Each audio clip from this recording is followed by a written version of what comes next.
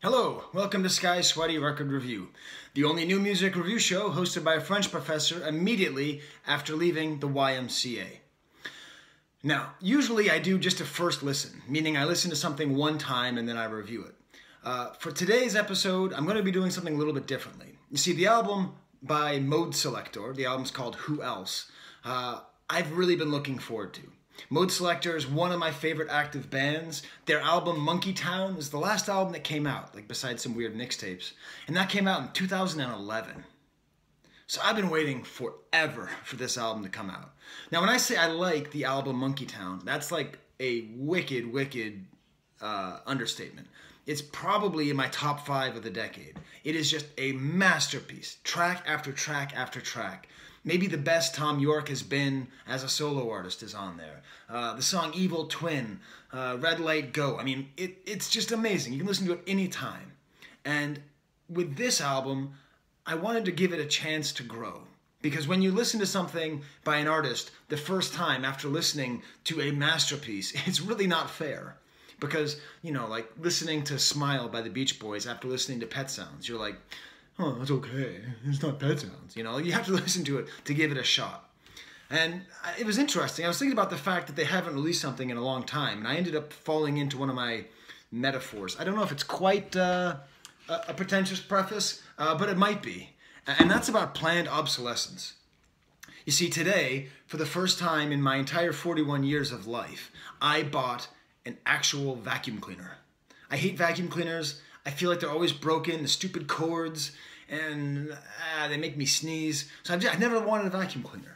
But I got like the top of the line. Apparently this is the kind that never breaks. 15 years is standard.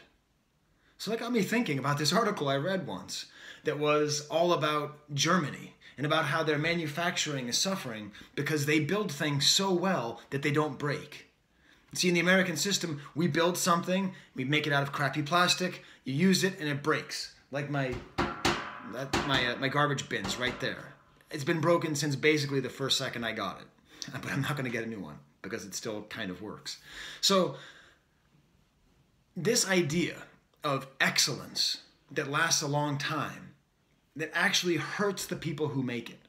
You know, these companies, these knife companies and watchmakers and all this, they get to sell one thing for maybe 20% more, whereas Americans get to sell the same thing for 30% less 5 times as often. Our system works, but it's left with the consumer getting crap, just getting things that are going to be broken, that we have to go back to the stupid store to rebuy. So what does that have to do with Modeselektor?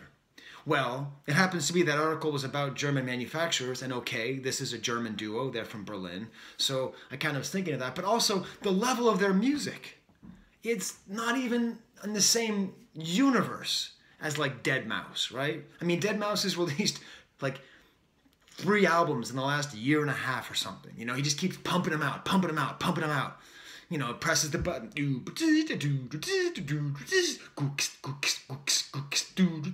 And then he puts it out there and puts his ears on and goes out and performs and makes all the money. You know, and he's at the center of all this adulation and attention. Meanwhile, Modeselektor's over there in Germany like, yeah, we're making the perfect beat. Yeah, das ist going to be a good album. Sehr gut. You know, that's what they're making. And you really feel that level of craftwork, I guess, in their music. So I didn't want to just listen once and say, it's not as good, move on. It's not as good. It's not as good as Monkeytown, spoiler alert. But it is still an amazing album. And if they hadn't already made what is their masterpiece, I would call it their masterpiece. It's that good. But let's move on. What is it about Modeselektor that I like? I want to describe it a little bit. First of all, they pick really good sounds. You know, a lot of electronic music, it's made in a computer. They pick really good sounds, but then they play them against each other in really interesting ways. It's not just loud and soft. It's like aggravating and soothing, or like agitating and calming. And those are different words, right? And they layer them in against each other in a way that flows. It's not just like a break and then something else. Like things flow into each other. I'm reminded of like movies sometimes, like where you start one place and then you end somewhere else. That's how you feel listening to a Modeselektor song. It's like a journey. And each step along the way is highly curated. Beyond this great choice of sounds is their amazing ability to use rhythm in a different way. You don't have your do, do, do, do, do, do, do, do, do, do, do, four on the floor, standard rhythms, basically anywhere in their entire oeuvre. And I'm using funny French words, funny German words. Das ist gut. They basically don't do that. The most like regular that they seem to get is with like a reggae dance hall beat, you know, doom doom cat doom doom cat doom doom cat.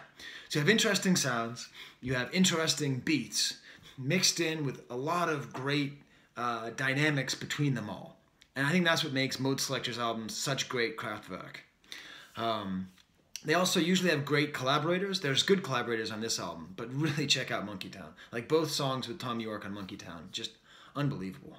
I would say if you don't know Modeselektor, spend a few months with their first couple albums.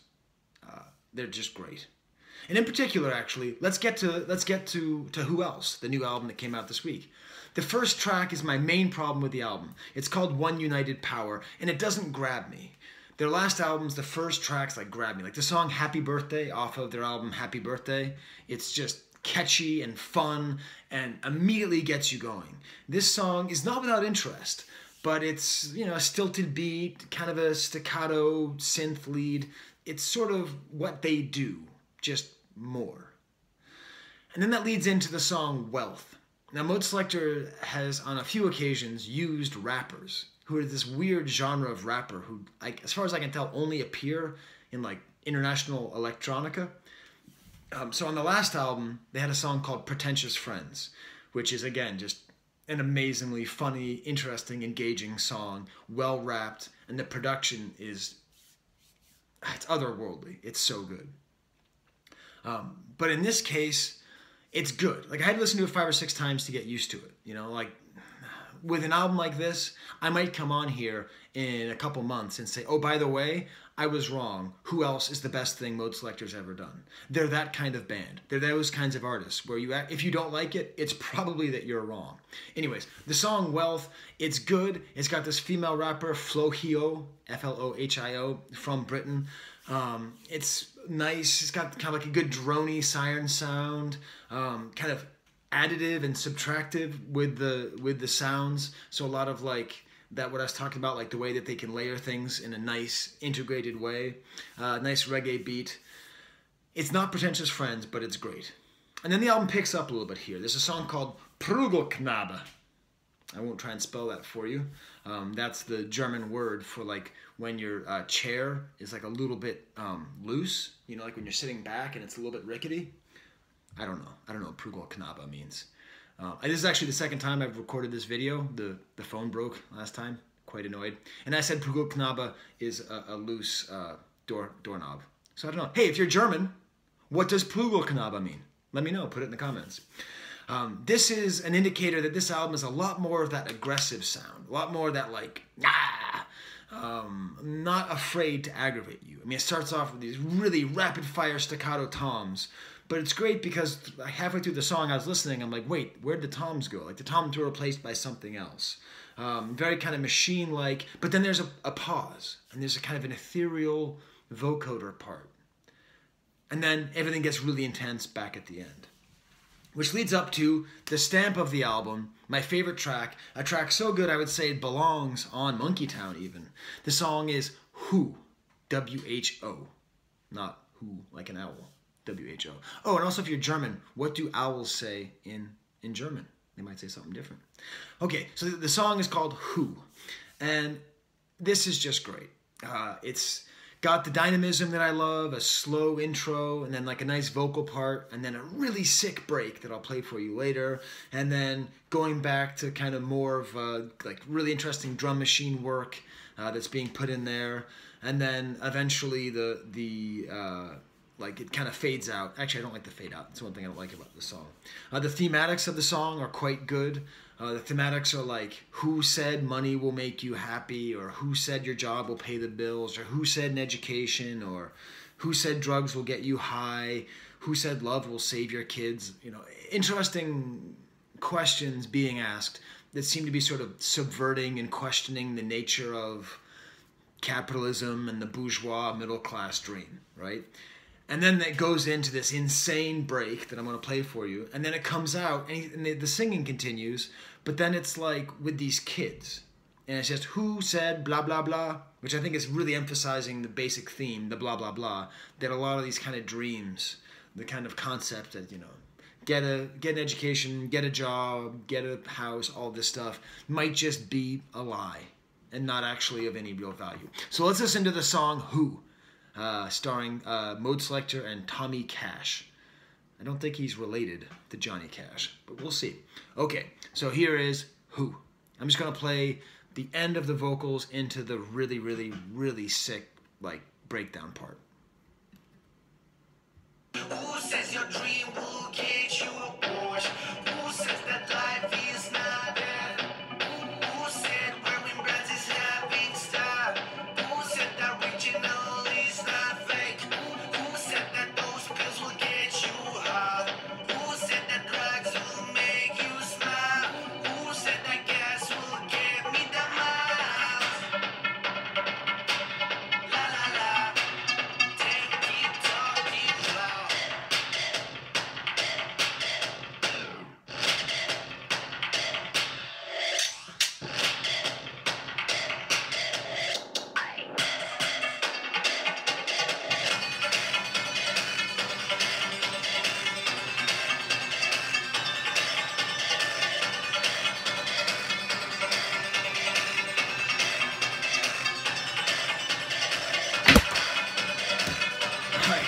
Whoa!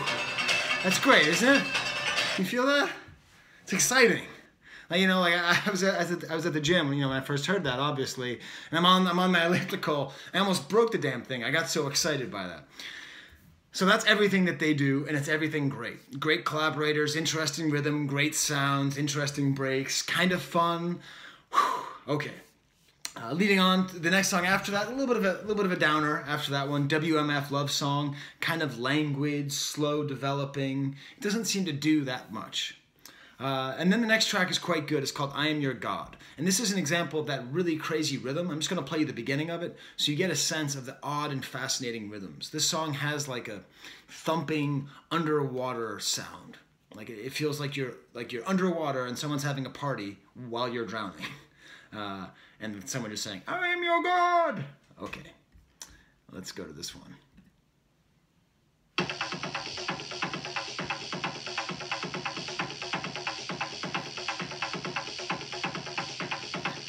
You see like the number of different kind of rhythmic things going on there that's just so far from just a standard beat. And then they often will bring in this weird syncopated snare, like that one. You know, so you're just kind of like, you know, kind of having trouble keeping up with it. So that's I Am Your God, and it kind of builds up and gets super awesome. The next song is Fentanyl, which is another great song. I don't think they're promoting the usage of fentanyl. I hope not. And a nice sort of indicator that this album is more grating than soothing. Dance hall stagger. But it does have a nice voyage, because at the end, it ends up being less aggravating than at the beginning.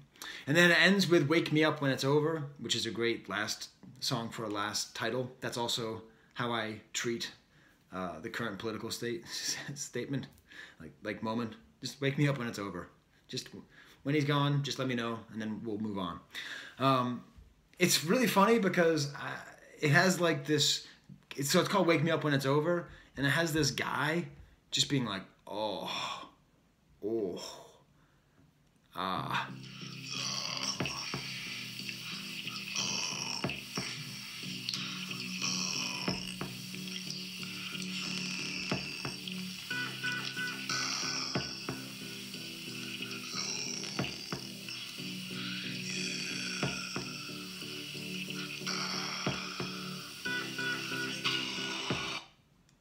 And then it goes on like that for quite some time, and then out of nowhere comes a crazy, psycho jungle beat.